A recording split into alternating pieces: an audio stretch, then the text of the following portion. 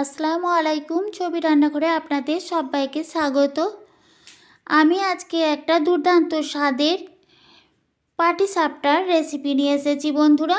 পাটিসাপটার সহজ রেসিপি, খুব সহজভাবে নরম, একদম মুখে দিলেই মিলিয়ে যাবে। এই পাটিসাপটাটা দেখেই বুঝতে পাচ্ছেন কড়াইয়ের মধ্যে বা প্যানের মধ্যে লেগে যাবে না বন্ধুরা, পুড়ে যাবে না। ঠিক এইভাবে যদি পাটিসাপটা ঠিকঠাকভাবে বানানো হয়।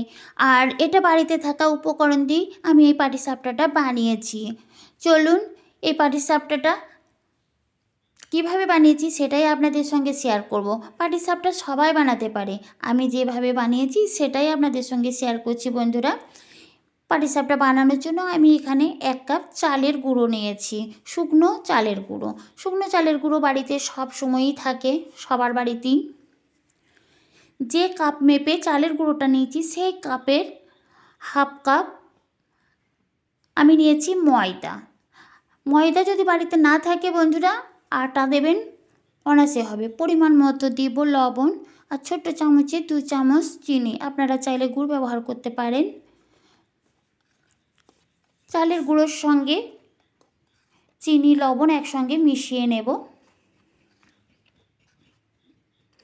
এখন নিয়েছি উষ্ণ গরম দুধ। অল্প অল্প করে দুধটা দিয়ে একটা ব্যাটার বানিয়ে নেব। আমার চ্যানেলে যদি প্রথমে এসে থাকেন বন্ধুরা, তাহলে আপনাদের কাছে অনুরোধ, আমার চ্যানেলটিকে সাবস্ক্রাইব করে ভিডিওটিতে লাইক দিয়ে ভিডিওটা কন্টিনিউ করুন প্লিজ বন্ধুরা। পুরনো বন্ধুদের অনেক অনেক ধন্যবাদ আমার সাথে থাকার জন্য।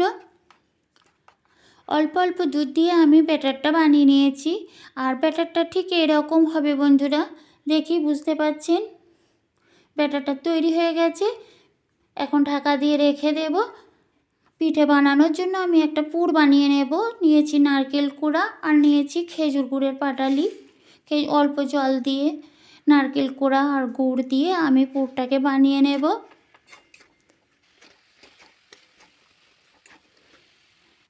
নারকেলের পুরটা বানানো হয়ে গেছে বন্ধুরা, ঠিক এরকমভাবে বানিয়ে নিতে হবে। খুব শুকনো হলে হবে না। গ্যাসের ওভেনে আমি একটা ফ্রাই প্যান বসিয়েছি, হালকা তেল ব্রাশ করে দেব। যে ব্যাটারটা বানিয়েছি সেই ব্যাটারটা একবার নাড়িয়ে এক হাতা দিয়ে এইভাবে প্যানটাকে ঘুরিয়ে একটা গোল শেপ দিয়ে নেব। 2-3 সেকেন্ডের মতো ঢাকা দিয়েছিলাম বন্ধুরা। এখন দেখুন কত সুন্দর ওপরটা হয়ে গেছে সেদ্ধ। আমি এদিকে পুরটাকে দিয়ে একটা রোল বানিয়ে নিচ্ছি। আর দেখি বুঝতে পাচ্ছেন অনায়াসেই উঠে আসছে বন্ধুরা, একটুকু পুড়ে যাবে না। ঠিক এইভাবে যদি পাটিসাপটা পিঠা বানানো যায়। এই দেখুন অনায়াসে উঠে এসেছে বন্ধুরা। আমি আবার এক হাতা ব্যাটার নিয়ে ঠিক এইভাবে ছড়িয়ে দেব।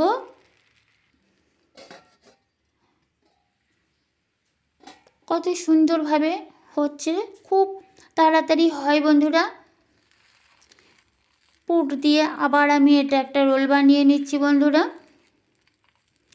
এটা হাতে করে রোলটা বানালেই বেশি গোল হবে, যেহেতু আমি খুন্তির সাহায্যে বানাচ্ছি তাই রোলটা একটু একদিকে চওড়া একদিকে সরু হয়ে যাচ্ছে। এরপর থেকে আমি হাতে করেই বানাবো। এই দেখুন অনায়াসে উঠে এসেছে, একটু পুড়ে যায় নাই বন্ধুরা। ঠিক একইভাবে সব পিঠাগুলো আমি বানিয়ে নেব। এই দেখুন কত সুন্দর হয়েছে, দেখেই বুঝতে পারছেন একদম মুখে দিলেই মিলিয়ে যাবে। খেতে দুর্দান্ত হয়েছিল বন্ধুরা।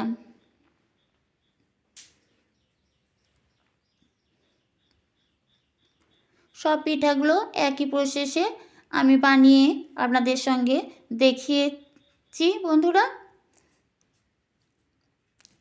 কত অনায়াসে পিঠাগুলো বানানো হয়ে গেছে। আমার এই রেসিপির কোনো অংশে যদি ভালো লেগে থাকে তাহলে চ্যানেলটা সাবস্ক্রাইব করে ভিডিওটিতে লাইক দিয়ে আমার বন্ধু হয়ে আমার পাশেই থাকবেন বন্ধুরা।